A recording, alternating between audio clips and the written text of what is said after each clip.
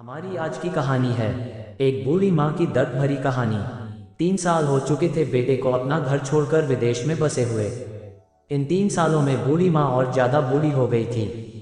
75 वर्ष की उम्र में सुलोचना देवी की याददाश्त काफी कमजोर होती जा रही थी। उन्हें रोजमर्रा की चीजें याद ना रहती, लेकिन जो उन्हें हमेशा याद रहता वह था उनका बेटा। दिन हो या रात, एक पल भी ऐसा ना होता जब उन्हें अपने बेटे की याद ना आती। दूसरी तरफ बेटा था जो साल भर में एक आध बार अपने माँ को फ़ोन कर लिया करता और 1-2 मिनट से ज़्यादा बातें भी ना किया करता। फिर भी यह बूढ़ी माँ टकटकी लगाए अपने बेटे का इंतजार करती रहती। एक दिन बेटे का विदेश से फ़ोन आया। हेलो हेलो, सुन रही हो ना माँ? अनिल बोल रहा हूँ, तुम्हारा बेटा।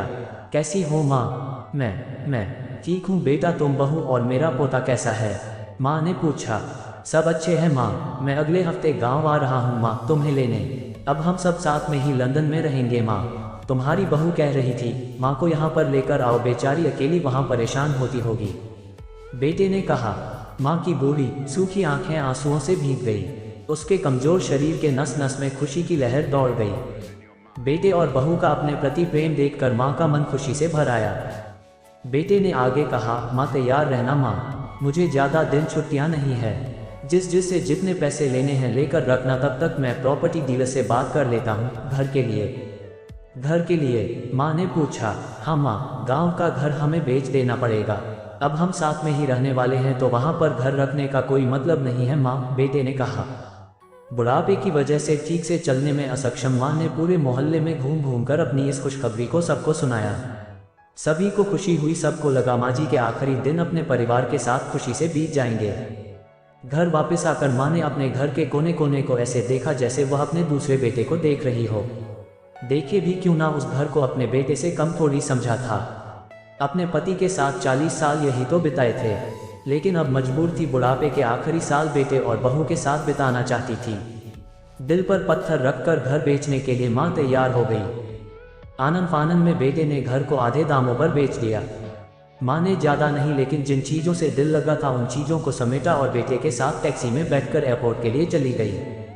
एयरपोर्ट पर आकर बेटे ने माँ से कहा, माँ तुम यहाँ बेंच पर बैठो, मैं सामान और बोर्डिंग पास की जांच करा कर आता हूँ। वहाँ वक्त लगता है और खड़ा रहना पड़ता है, तुम्हें तकलीफ होगी। तुम यही आराम करो। मैं यूँ गया और यूँ आया।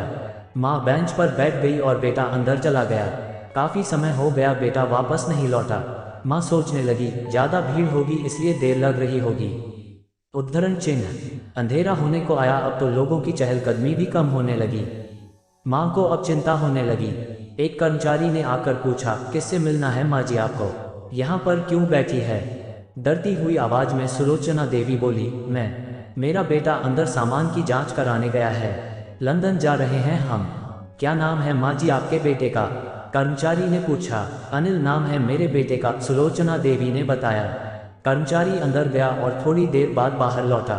उसने सुलोचना देवी से कहा, माँ जी लंदन जाने वाली फ्लाइट तो दोपहर में ही जा चुकी है और आपका बेटा भी उस फ्लाइट में बैठकर लंदन जा चुका है। अब आपके यहाँ बैठने का कोई मतलब नहीं है, आप भी अपने घर चली जाए। क्या जा चुका है और मैं घर जाऊँ? घर? माँ की आंखों से आंसुओं के सैलाब उठने लगे। जैसे तैसे माँ घर पहुंची, जो अब उसका था ही नहीं, बिक चुका था। वो वही बरामदे में तुलसी के पास सो गई। घर के नए मालिक को उस पर दया आई तो एक कमरा किराए से उसको दे दिया। पेंशन के पैसों से खाना और किराए का बंदोबस्त हो जाता था। दिन बीतने लगे। कुछ दिनों बाद घर के नए मालिक ने सुलोचना देवी से कहा, माँ जी आप अपने रिश्तेदारों के यहाँ पर जाकर क्यों नहीं रहती है? इस उम्र में आपके लिए वही अच्छा होगा। अच्छा तो होगा, लेकिन अगर मेरा बेटा वापस आया तो उसका ख्याल कौन रखेगा?